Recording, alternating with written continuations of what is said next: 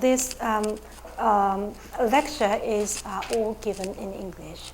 So for those who want to try your English comprehensive ability, it is your good chance. And for those who are not really good at or not really confident in listening to English, it is also a good chance for you. Okay? So once again, good afternoon, and welcome to our university. My name is Midori Okabe. I am a professor of international relations, and we call international relation, we call it IR.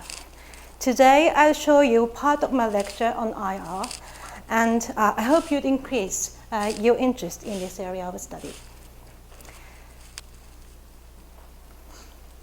As a starter, let's think about how this study is related to your life. What's good about studying international relations? Will your life be changed after you study IR? Will this study guide you to a better life in your future? Why bother? And my first answer to this question is, to our great regret, that I would tell you that studying IR wouldn't guarantee anything to you when it comes to profession. You can be a doctor when you study medical science, or you can be a musician when you study music. But studying IR wouldn't guarantee any occupation before you. You can be a politician, like Mr. David Cameron, the former UK Prime Minister. But you can't get the license to become a politician like him simply because you're studying IR.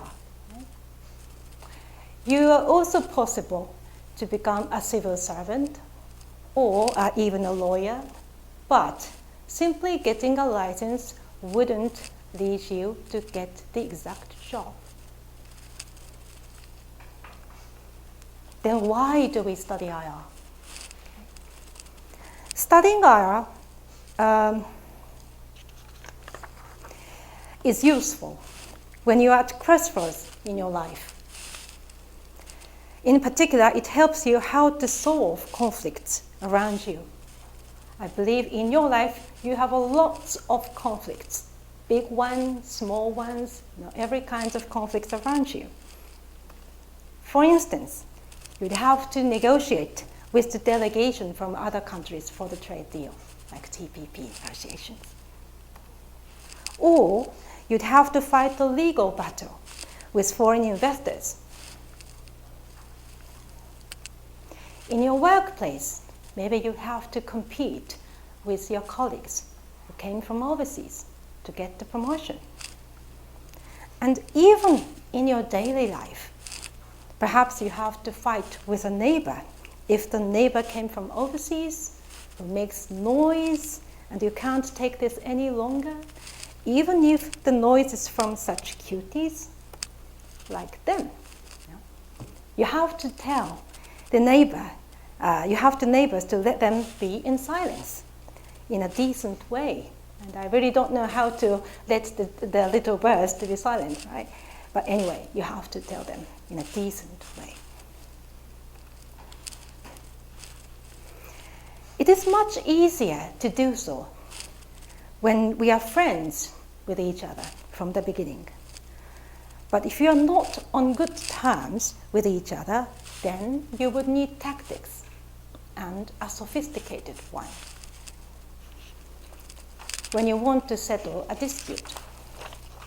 And if the battle is taking place across borders, which means the battle is taking place between you and people from overseas, then you would need additional information and knowledge. So perhaps the study of international relations, IR, will help you resolve conflicts. This is exactly what I want to talk and what I want to think with you in this lecture today.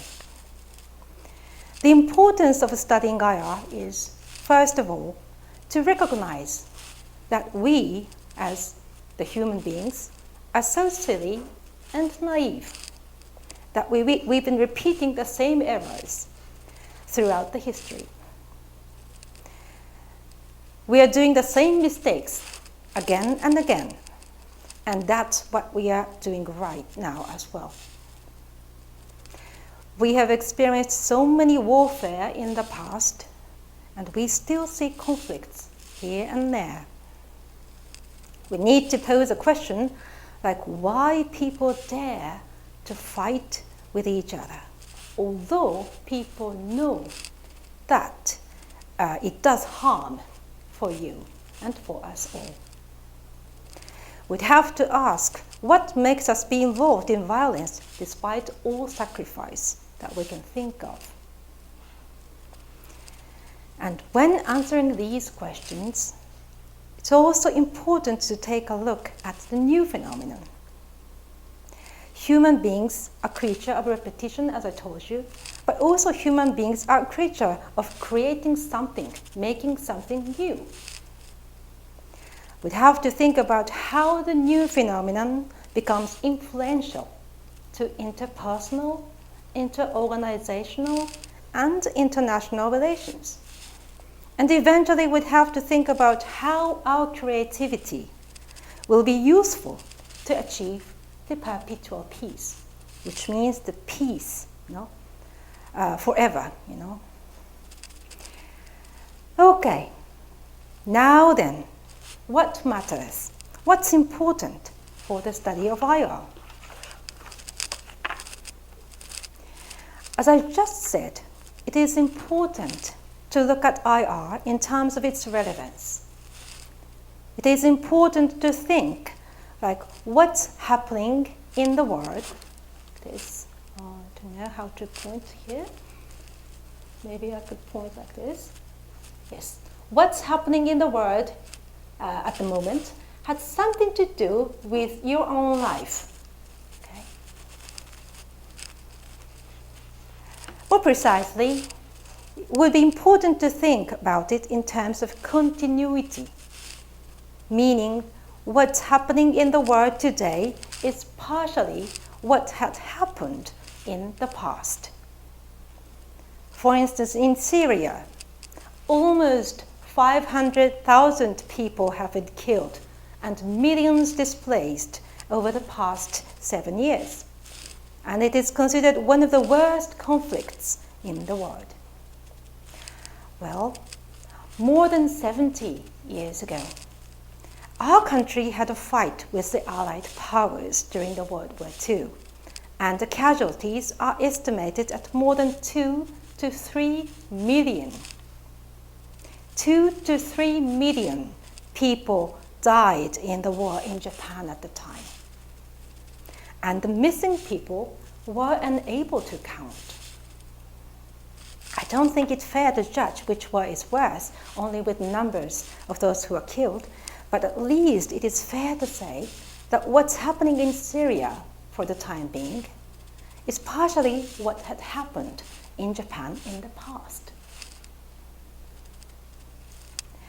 We are also aware of the economic gap between rich people and poor people in the world.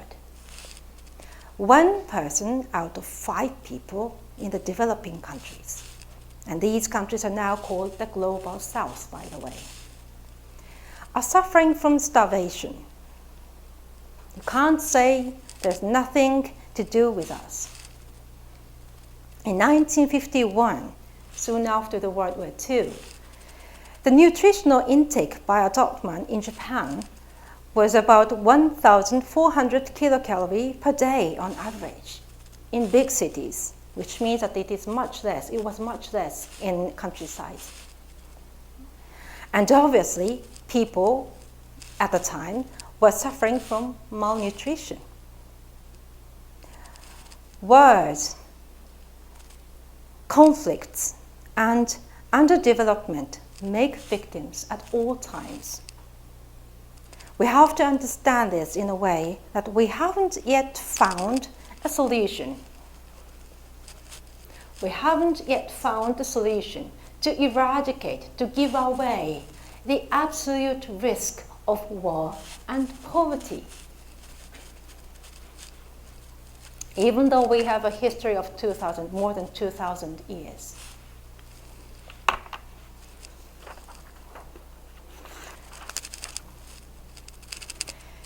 Then how do we understand the contemporary issues? What sort of continuity do we find from there? What is peculiar to our times, on the other hand? How can we find a clue to make the world a better place? Now let's put the question like this. The world conflicts and instability come from the huge economic and political gap between the rich and the poor. And the poor people need to be rescued by the rich countries. But not all of them are rescued in the real world. And we'd like to pose a question, why not?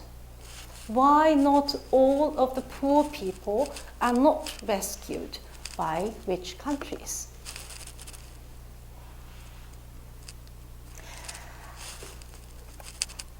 Let's take an example of refugee. Refugee is those who have to move out from their own country out of political reason, as you know. Okay? Let's take a look. According to the UNHCR, the UN agency for protecting refugee rights, by the end of 2017, 68.5 million individuals, people, were forcibly displaced worldwide as a result of persecution, conflict, violence, or human rights violation.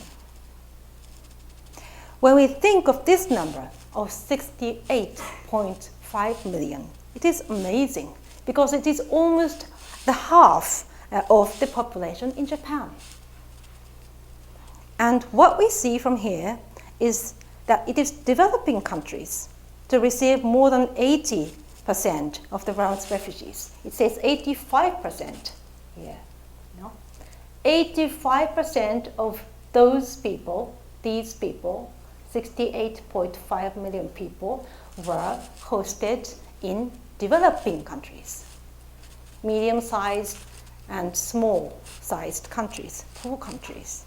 Okay? And also, it is important to pay attention that is about children.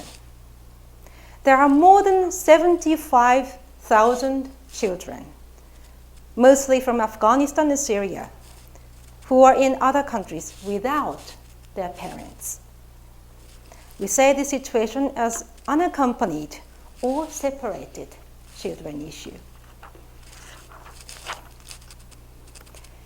Now, with this data, how do we understand the refugee problem? People tend to believe that the refugee crisis is something new. The mass media are reporting as if the refugee problem is something that occurred quite recently. In fact, there is nothing new in the refugee movement. The term refugee dates back to the 16th century. The Protestants who were persecuted by the Catholic at the Huguenot War during the 1560s fled from France and sought asylum. Asylum here means protection by a government to people who have been forced to leave their own countries. So asylum means a protection by the state to people. Okay? And these Protestants were protected by Switzerland and other European countries. They were first called as a refugee. In French, they were called réfugiés. So there's nothing new in refugee movement as it is. How about crisis? Crisis, there is something new in here. First, there are a number of people fleeing from persecution remain inside the country, causing what is called the problem of internally displaced persons. We call it IDPs here. We call it IDPs.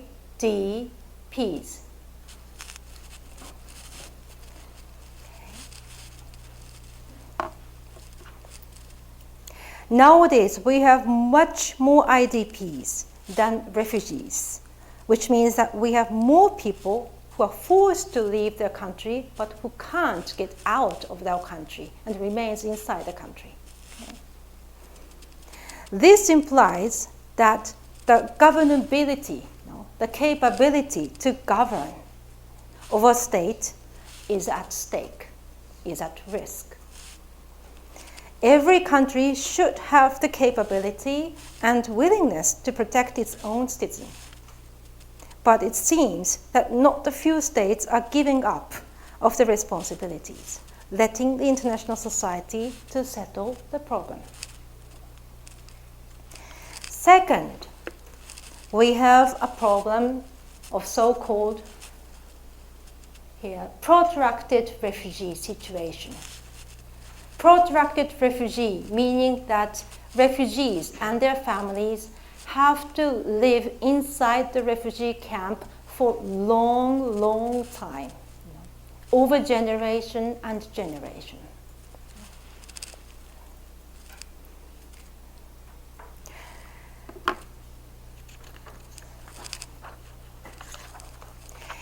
And it occurs most of the case when the people are trying to flee from other countries and the other countries are developing countries, like neighboring countries, like when the Palestinian refugee tries to move out of their own country, most of them just reached to the neighboring countries like Lebanon or Jordan, and they stayed in the camp.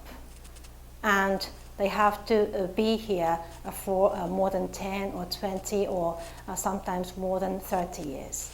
Okay? So in this situation, it is possible that you are a refugee. Your father and your mother are refugee. Your grandparents are also refugee. Okay? And also it is possible that you are born as a baby refugee, spend your life, teenage, or grown-ups, or 20s, in your 20s or 30s, you're staying in the camp and you have to die in the camp. It is quite miserable, isn't it? Right?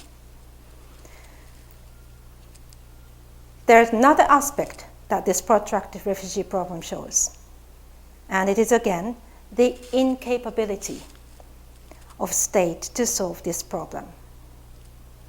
Most of the refugees are fleeing to neighboring countries only because they have little money. Most of them are poor and need to escape from their countries on foot. Most of them can't afford to get on a ship, vehicle, or on the flight. And on the part of developing countries, they need assistance for the development, regardless of the situation. And now they need to accept refugees, but they have to let the refugees stay, and they can't offer nothing. I mean, they can't offer any assistance to them. Okay? Which means that the executive power of such poor government is getting weaker and weaker. And the burden on the side of international society is heavier and heavier. So this is really a vicious cycle, and quite hard to get out of it. And third problem, as is related to the second point, we see the tendencies that fewer countries are willing to help these refugees.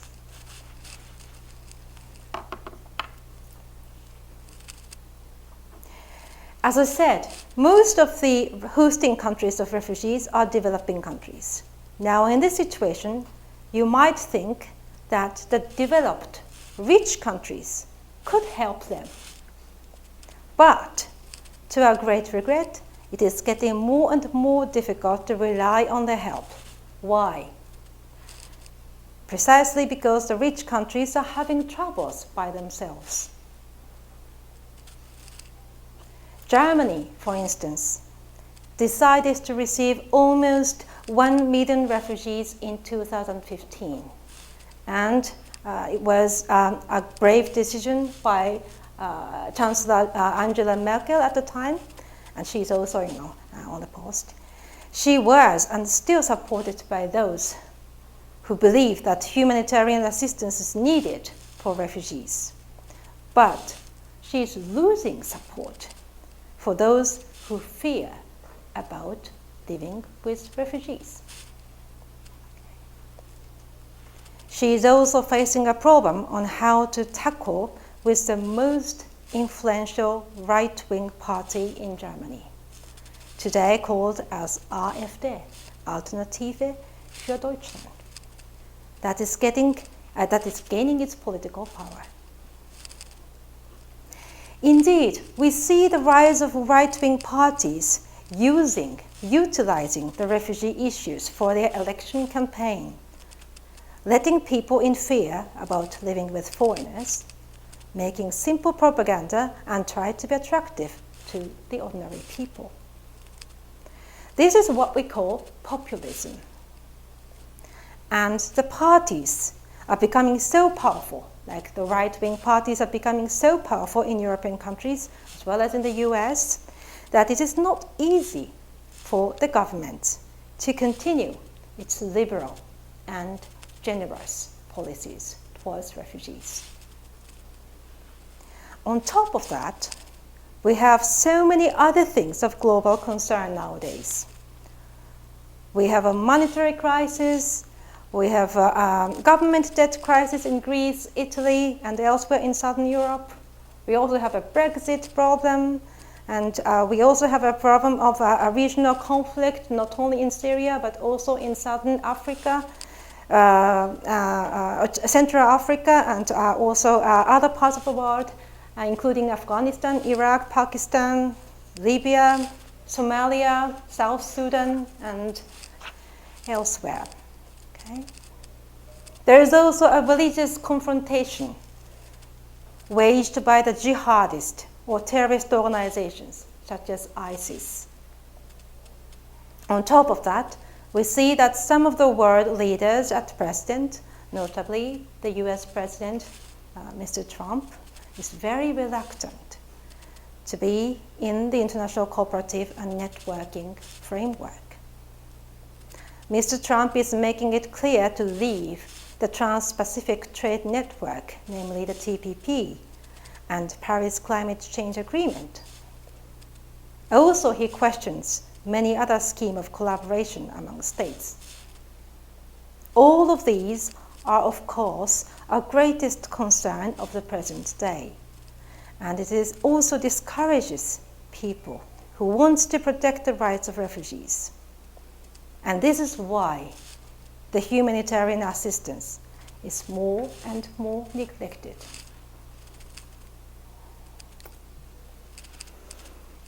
Now let's move on to think what we can find from these observations. What can we learn from them? Let's put it in this way. Why do these problems occur? First, maybe we can think of, we could say that our world is not fair. See, our world is not fair. How many of you are aware of the face of this man? Okay, can you tell me? Yes, yes. Yes, great, yes. He is the founder and the CEO of Amazon, right? Yeah, Mr. Jeff Bezos. This year, 2018, he is estimated to have earned as much as up to 130 billion US dollars, which is amazing, isn't it? Right?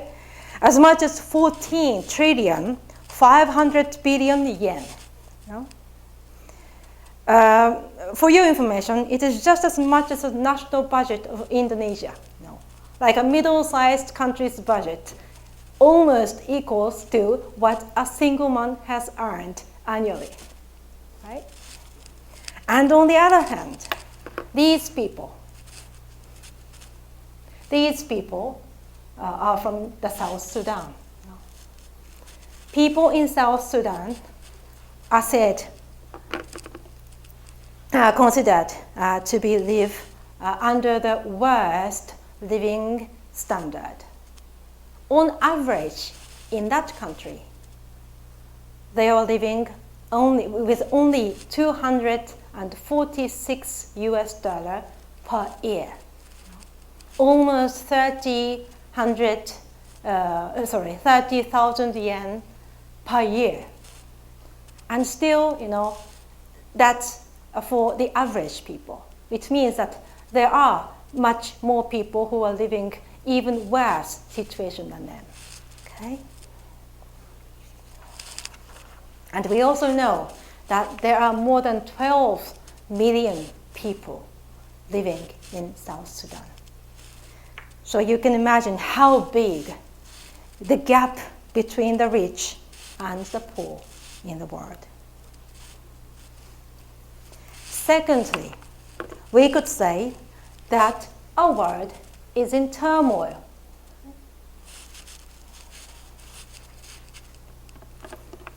And it is a part of reason why the gap between the rich and the poor remains to be so huge. When people are suffering from poverty, someone has to help them. When people want to be free from violence, warfare, conflicts, and natural disaster, someone has to rescue them. And most of the cases, the United States has played the role until quite recently.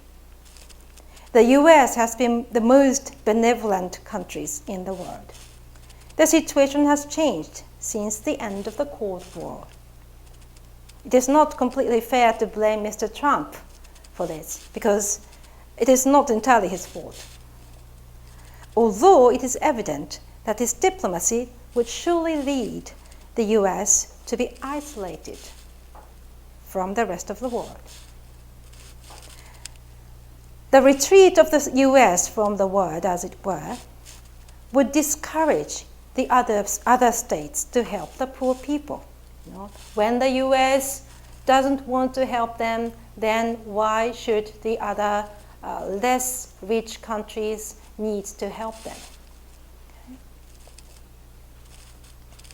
The United Nations, on the other hand, are trying to do their best, but like this, is the Secretary General of the United Nations, the Mr. Guterres. He is trying his best, but the United Nations doesn't have enough fund for that. No? They are running out of budget.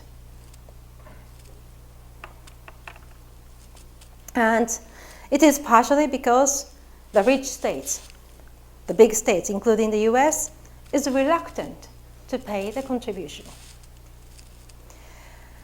So another possibility, another crusade, another state to rescue the poor could be China under the Xi Jinping regime. But whether or not we can expect that China is playing exactly the same role as the US did to these countries still remains to be a puzzle. And how our country can contribute is also unclear. As a conclusion, we could say that refugees and possibly all other sorts of migrants are not their problem. It is our problem, in the sense that it is about who should take the responsibility as a leader of this world, and who should seriously be involved in stopping the conflicts and out-migration. Refugee crisis and migration crisis are in fact the crisis of unabated conflicts, unstopped conflict. the crisis of gap between the rich and the poor countries, the crisis of development aid, and above all, the crisis of international cooperation. Our society is ever more globalized than ever. The world has become much more interconnected than ever, and yet we are less and less cooperative. The countries are reluctant to collaborate with each other. They tend to be isolated from each other. Our solidarity is at great risk. We need to keep thinking about how to make a stable and sustainable international society. And the study of IR must be one of the useful means for it. In particular, again, it is at most important to think of ourselves, to reflect on our past, our history. On your left, you see the picture of German refugees just after the World War II. Most of the people at the time just migrated to neighboring regions, including Poland and other Eastern European countries. And soon after the World War II, most of them had to go back to their own countries. And eventually they became refugees. Right? The Germans tried to accept Syrian refugees at recent times, partially because of the voices heard from the public that they themselves used to be refugees at the time. They were helped by international society. And how can they forget and ignore Syrian people who are desperate to live? On your right side, you see these are Japanese soon after the World War II. They are returnees from repatriates from Manchuria and from Korean Peninsula. We were also refugees. Right? And we are also helped by the international society. Trying to solve the problem in the world today means recognizing the fact that we have been helped by others in the past. Learning how we are helped in the past could eventually give us the clue to how we can help others in future. Lastly, but of course not least, you are all welcome again to our university, and in particular we would like to invite all of you who are eager to study and work to promote the world peace in the real sense. As you know, our university is the oldest Catholic university in Japan, and we have a strong academic network with so many Catholic universities in the world. We also respect the Jesuit organization's activities in the developing world to help the poor and protect the human rights. It is important to look at the reality when it comes to the world politics, of course. But it becomes more and more important for us to think once again the role of religion and the role of ethics in there. You don't have to be a Christian. You don't have to be a Buddhist either. You don't have to be a believer of any particular god or goddess.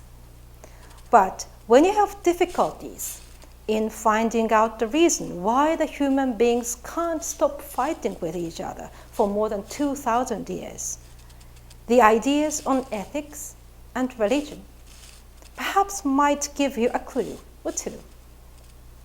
The Sophia University would surely provide you with an environment where you can develop as a human at the same time you earn your academic maturity. Thank you very much for your listening, And thank you.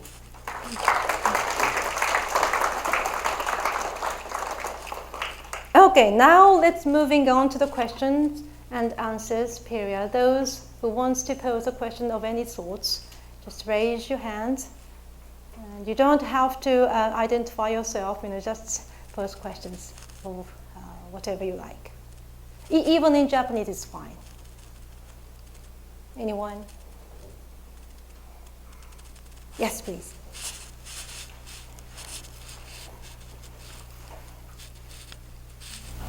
Thank you for your lecture. I think in the world, for example, in the United States, they're concerning more and more about their domestic affairs. And I understand from your lecture that we need to have more international perspectives and have eagerness to solve the world issues. However, I believe that there are some people who are not concerned about the international problems, and they're just concerned about domestic affairs. So how do you think that we can change the mind of those people to the international one? Okay, thank you very much. Is there any other who wants to pose a similar questions to us? Not for the moment. You can pop up at any time. Thank you for your questions. That's excellent questions, and I really like to answer your questions because that's what I'm also thinking about it. There are people who are domestic-minded, so to speak, and who tend to think that you don't have to shift your eyes on international issues because what you have to take care of is about yourself, right? But at the same time, we also have to face the reality that our world is already interconnected to a deep to a deep extent. I would say that our world is interdependent. That's what we say as a term of international relations, which means that when one country is in chaos, which means that the other countries would immediately become in chaos as well. So for US, getting in good terms with other countries in trade issues or other kinds of diplomatic issues would surely give the opportunity to people living there to become richer. So we have to convince them that what so-called populist parties, politicians are saying is wrong.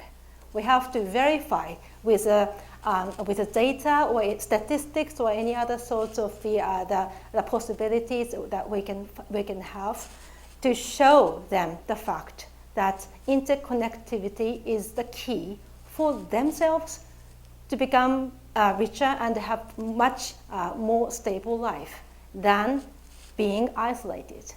Okay. All right, thank you very much. Any other questions? I could also answer questions, answer in Japanese as well. いいですか？ちょっと日本語入れましょうか。今のおそらくもうお分かりだと思いますけれども、国際的な協力が必要だというレクチャーでしたが、現実的には、自分の身の回りのことや国内政治のことの方が優先すべきだし、そちらが大事だという人も増えてきている。で、そういう人たちにはどうやって説得しましょうかということに対する答えは、実はね、もちろん自分の周りの生活を優先しなければいけない。それは当たり前のことですよね。だけれども実際現実問題、今の世界というものは実は私たちが知らない程度までお互いに結びつき合っている。それをインターコネクテッドとかインターディペンデントという言い方を我々はします。相互依存という言い方をしますけれども、その度合いが、非常に、密になってきているから、そうであるから我々が、今更ですね孤立主義を取ろうとしてもそれは国内に住んでいる人々の生活の向上には実はつながらないんだということを、客観的なデータで示す必要がある。それはおそらくある程度は事実だと思います。はい、どうでしょうか。他にもちょっと日本語になったんでどうですか。質問してみたい人。いません？いないかな？まだあと5分ぐらいあります。何でもいいです。どうぞ。You can also pose question in English if you want.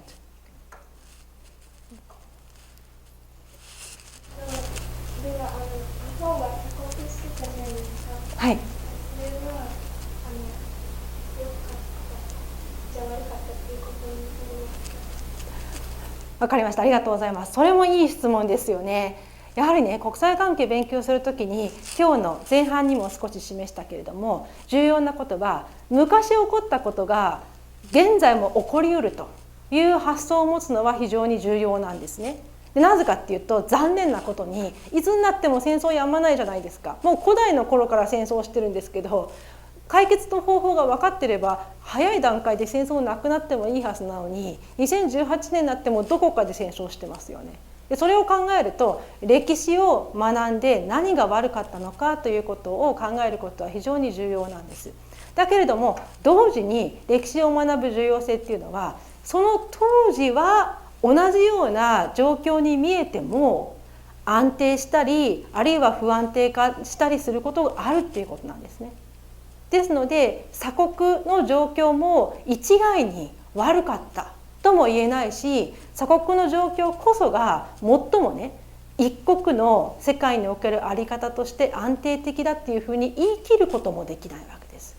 当時の日本を取り巻く世界がどういう状況であったか、あるいはその各国間の結びつきの度合いが、結びつきってここで言うのは、例えばね、今のようにその飛行機とか、あるいはそのインターネットとかが発達していて、その国境を越えたその物や人やお金の移動というものが活発にできていたかどうかということも比較してみるとね、それがなかったからこそ鎖国時代の日本が安定していたという結論を出すことができるかもしれないし、そうであっても実は日本で安定的に見えた状況がそうではなかったんだという答えが見つかるかもしれない。それはどれだけ皆さんが、周辺の情報を仕入れることができるか、そしてそれをもとに緻密に考えることができるかにかかってくると思います。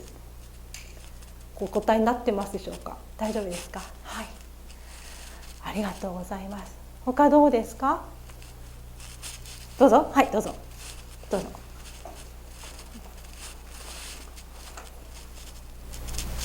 I just want to know your opinion. Like, what do you think about world peace? What is the world peace for you? That's a very big question and a very important question. Thank you very much. There are lots of people who talk about the word peace, and I would say the most essential idea on the word peace is that there are people who don't fight with each other. That's one condition. And the other condition is, on top of that, there are people who are not starved. Every people has their own way of living, and all of them are rich, all of them are happy. That's what we call the absolute world peace, and that is possible on theory, but it's not possible in reality. So I would say that from a practical point of view, to achieve the world peace is at first to eradicate all sorts of conflicts. At least people don't fight, even though there still be a gap between the rich and the poor. And again, it is very difficult, because if the gap is so huge, then it could easily lead to the conflictual situation. So we have to admit a certain level of gap between the rich and the poor, but it shouldn't be that big to promote or to tempt, to lead to the world instability.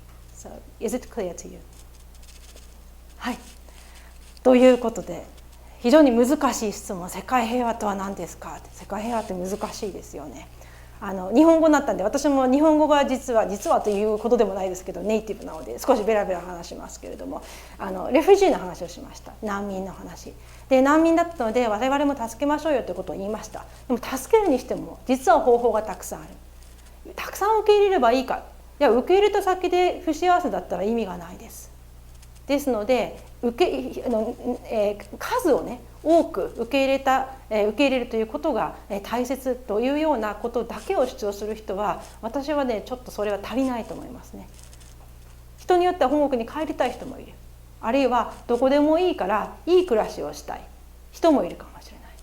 だから受け入れるということ以外の選択肢も含めて人々の幸せというものを考えなければいけない。世界平和も一緒です。誰にとって、平穏な状況というものが平和なのか、人によって違うということなので、その本質的な意味で平和を達成するっていうのは非常に難しいし、おそらく今の人類史上においては不可能です。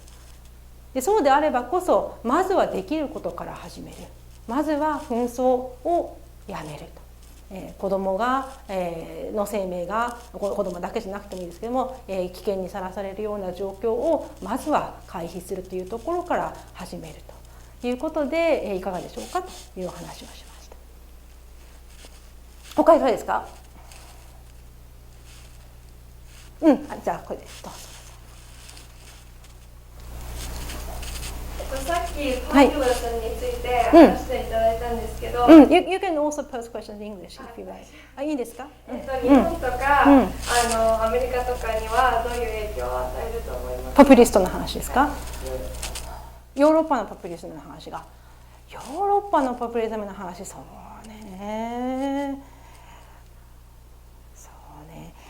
ヨーロッパでポピュリズムの運動がインターナショナルに展開されているわけではないので、直接にアメリカや日本や他の国に影響が及ぶかというと、それはあんまりないような気がします。で特に今のそのヨーロッパが抱えている特有の問題、そのアフリカからずっと北上してきているそのボートピープルみたいな人が問題になっているわけですから、その同じ状況が日本にないということを考えると、直接の影響は少ないと思いますね。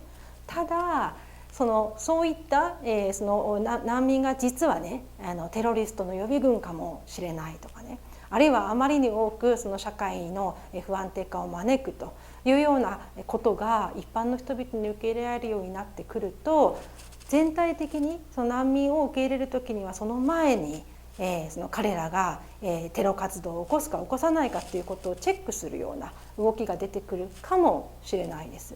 でそれは難しいのは、本当にテロ活動をしようとしている人にとっては効果的なんですね。だってそういう可能性はあるわけですから、で実際に起こったわけですから。